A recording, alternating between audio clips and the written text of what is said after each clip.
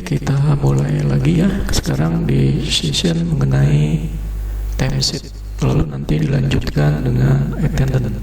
Sebelum masuk ke timesheet, kita bahas dulu ya mengenai alur bagaimana timesheet itu bisa berjalan di Odoo.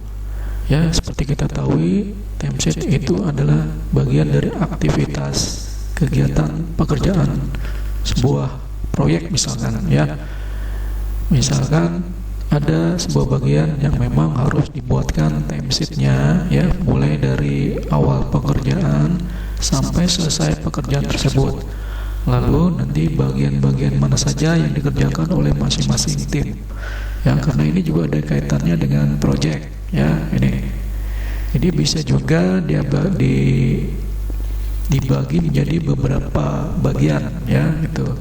Atau dalam satu hari dibuat sebuah kegiatan ya. Misalkan sini ada project ya, kita masuk ke project lalu kita login sebagai administrator atau sebagai manager. Manager inilah yang nantinya akan membuat project apa nanti yang akan dibuat. Setelah itu baru masing-masing tim membuat aktivitasnya ya. Dari sini dia login sebagai user, sebagai anggota tim, lalu dia menginput aktivitas apa saja yang dilakukan. Nah, baru setelah itu manajer melakukan approval ya terhadap aktivitas timesheet yang sudah dibuat oleh anggota tim. Ya, ini sebenarnya ini mudah, sederhana ya. Nah, sekarang sebelum masuk ke timesheet, kita harus cek dulu ya apakah timesheet ini ada ya di sini ya. Jadi jangan lupa bahwa timesheet itu ya kita harus install timesheet yang lengkap ya. Jadi kalau ada timesheetnya ini belum lengkap, kita harus install timesheet attendant ya itu. Jadi timesheet yang ada attendantnya ya ini. Jadi contohnya seperti ini ya. Jadi nah ini ya. Jadi jangan lupa kita ini. Nah ini ya. Sebelumnya kita install ini ada attendant ya. Nah ini ada timesheet ya, maksud saya timesheet. Lalu kita install juga timesheet attendant. Nah, ini ya, jadi ada dua yang harus diinstal. Agar apa? Agar muncul attendantnya ya, gitu. Oke, langkah selanjutnya ya kita masuk ke implementasi Odoo-nya ya, kita masuk ke timesheet ya. Terus kita lihat di sini ya. Ini login sebagai administrator ya. Bagi sebagai manajer juga bisa ya ini. Nah ini misalkan ya kita login sebagai manajer aja ya biar nanti lebih jelas ya. Kita login sebagai manajer ya, saya login dulu. Jadi kenapa sebagai manajer? Karena manajer ini yang mempunyai kewenangan untuk membuat ya time schedule project ya. Misalkan sini manajernya tadi saya sudah buat Dadang ya, dadang@gmail.com, masukkan passwordnya.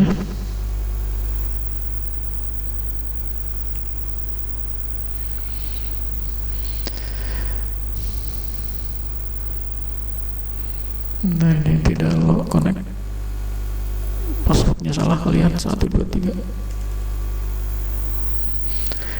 ya. Kita login sebagai Dadang untuk membuat timesheet ya, nama proyek yang akan dikerjakan oleh anggota tim atau nama activity kegiatan. Bisa dibuat dalam hari ya, dalam satu hari, dalam bulan, minggu, atau beberapa minggu ya sini. Oke, sekarang kita lihat di sini. Kita masuk di timesheet.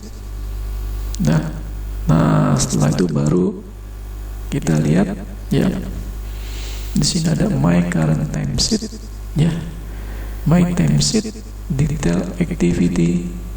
Ya, ini. Jadi di sini my timesheet artinya aktivitas kegiatan dari manajer. Ya, ini timesheet yang sudah berjalan. Ya, nah ini timesheet yang akan di-approve. Ya, ini, gitu. Ya. Oke, ini untuk yang manajer interface-nya seperti ini. Tadi saya lupa ya bahwa nanti kita akan membuat ya project timesheet. Ya, ini seperti yang ada di buku pedomannya. Ya. Di sini kita membuat timesheet. Ya, ini kita membuat project dulu ya. Sorry. Jadi kita masuk ke tahap project dulu. Ya, project. Jadi ada kaitan project dengan timesheet. Jadi sebenarnya project ini akan muncul sendiri ya di Odoo ketika kita install timesheet ya ini. Nah, ini sudah ada ya project. Sekarang kita buat project baru ya di sini. Kita ketik nama projectnya apa ya di sini. Misalkan nama projectnya PMB ya. Nah, saya singkat saja, penerimaan mahasiswa baru. Ya, email dari manajer projectnya ya, misalkan di sini Dadang @localhost ya. Ini jadi low timesheet. Nah, artinya timesheet terkoneksi ya dengan project ya, itu juga dengan task ya. Lalu kita create. Nah, ini sudah ada ya timesheet-nya ya, ini kita lihat timesheet mengenai PB. Nah, ini adalah kegiatan-kegiatan timesheet-nya ya. Ini ada berapa tahap dia di sini ya. Ini misalkan pertama mendata ya di sini ya, mendata lulusan ya. Nah, ini lulusan SMA. Nah, seperti ini ya. Lalu di add, terus ini publish dia apa nih, misalkan digital marketing. Nah, ini ya.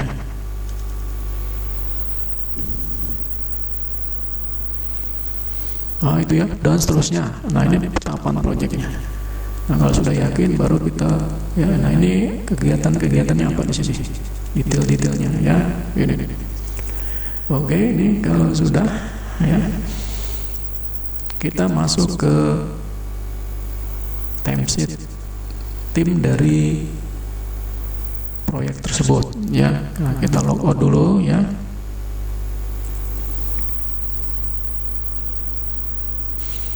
Kita logout dia tadi misalkan sebagai tadi ya karyawan baru yang baru masuk tadi ya. Nah, di Teddy yang sudah kita buat, teddy@gmail.com.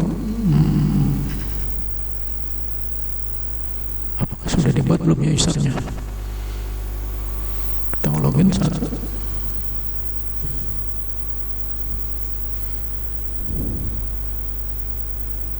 Ini belum dibuat loginnya. Misalkan kita masuk sebagai Hendra ya, Hendra. Sebagai Hendra saja ya sini.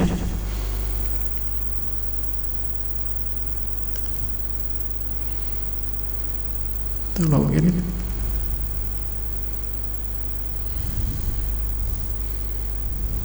Ya, di sini kita login dulu sebagai user dari anggota tim project penerimaan mahasiswa baru ya sini. Ini kita lihat di sini ya, sudah masuk interface-nya. Lalu kita masuk ke timesheet. Nah, di sini lalu kita buat ya timesheet-nya. Hendra di sini timesheet periodenya misalkan tanggal 4 bulan 4 tanggal 27 sampai dengan berapa misalkan di sini ya. Nah, misalkan 1 hari.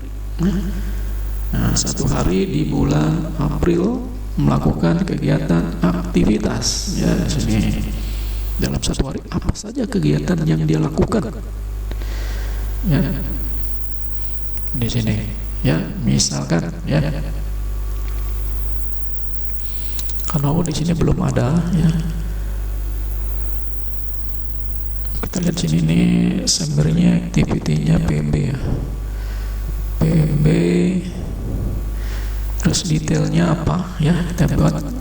Jadi kegiatan besarnya adalah mengenai penerimaan mahasiswa baru.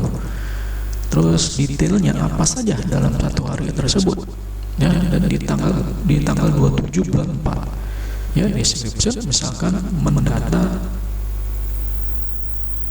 lulusan ya, lulusan SMA ya, SMU ya, nih sekolah menengah atas atau SMA ya nih.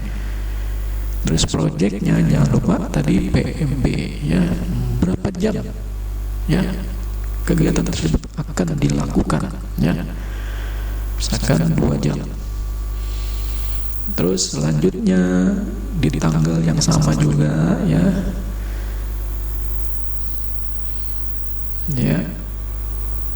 publish ya, publish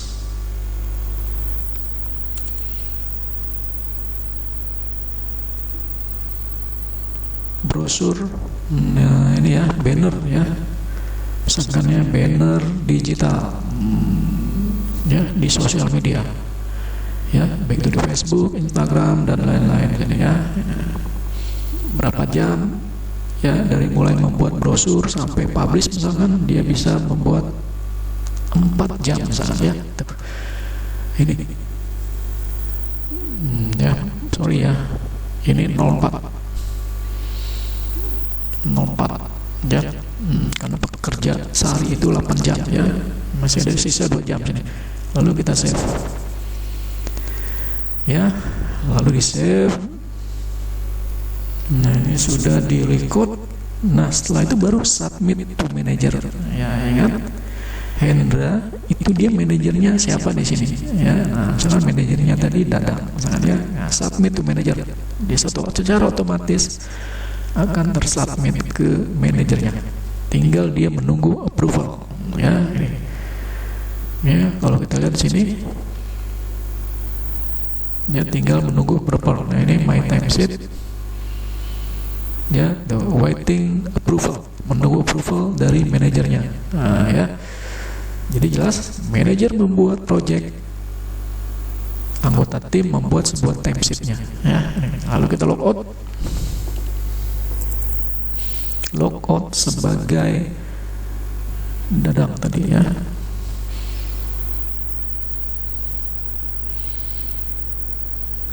Ya, kita login, kita lihat apakah ada permintaan timesheet ya dari Hendra mengenai proyek penerimaan mahasiswa baru ya. Nih. Kita lihat di timesheet. Nah ini ya timesheet. Kita lihat di sini timesheet to approval. Nah ini ya, kita lihat Hendra sebagai anggota tim project mengajukan kegiatan proyek ini ya. Kalau kita klik ya, nah ini berarti menunggu approval dari manajernya, yaitu Dadang di sini ya, dengan rincian detail seperti ini ya. Mendata lulusan, waktu 2 jam ya di sini. Ini ya, lalu kita approve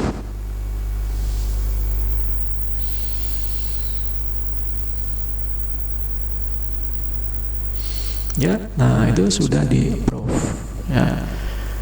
Jadi nanti ketika login sebagai Hendra, maka Hendra sudah bisa melihat bahwa timesheetnya sudah di approve ya.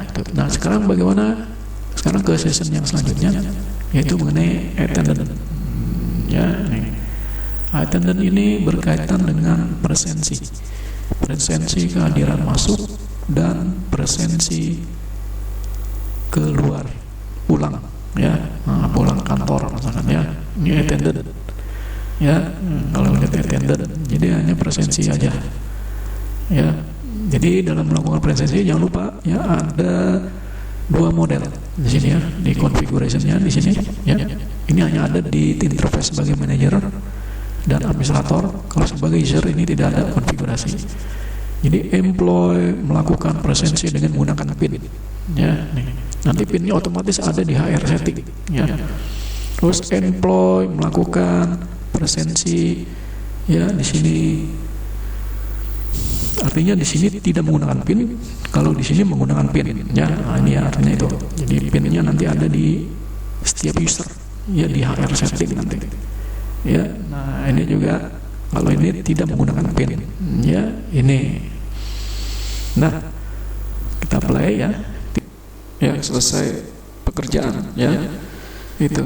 Jadi dia ada di attendant ya. Attendant ini kita lihat di sini, welcome to Rahmat. Kalau kita klik attendant, otomatis dia akan masuk sini, check in. Jadi ketika login terus kita pilih attendant, dia akan masuk ke check in sini. Nah ini artinya check in masuk, presensi masuk ya. Lalu kita oke. Tadi presensi keluar ya tuh. Oke ya itu ya. Ini jadi dia harus lihat aja saja ya, harus lihat kapan kita check in sini ya. Ini oke. Kapan kita mau check out ya, misalkan kita jam 5 pulang, kita buka attendantnya terus kita check out ya. Itu sangat sederhana sekali ya itu. Jadi untuk pengaturannya itu ya, attendant. Sampai ketemu lagi. Terima kasih. Assalamualaikum warahmatullahi wabarakatuh.